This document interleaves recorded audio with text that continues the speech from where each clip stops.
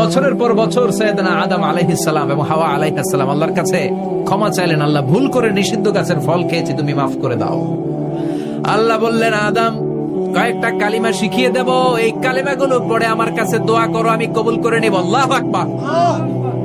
আল্লাহ শিখিয়ে দিলেন আর বললেন, আদম পড়া, রাব্বানা যালামনা আনফুসানা ওয়া ইল্লাম তাগফির লানা ওয়া তারহামনা লানাকুনান্না মিনাল খাসিরিন। ও আল্লাহ, জুলুম করেছি নাফসের উপর, ভুল করেছি, অন্যায় করেছি, আপনি যদি ক্ষমা না করে দেন আমরা শেষ হয়ে যাব, আমরা হালাক হয়ে যাব, ক্ষতিগ্রস্তদের মধ্যে শামিল হয়ে যাব, ঠিক কিনা? আল্লাহ সাইয়েদনা আদম আলাইহিস সালামের তওবা কবুল করলেন। উনার কাজ হচ্ছে তওবা কবুল করা, আমাদের কাজ গুনাহ করা, শয়তানের কাজ ওয়াসওয়াসা দেওয়া, আল্লাহর কাজ খালি মাফ করা।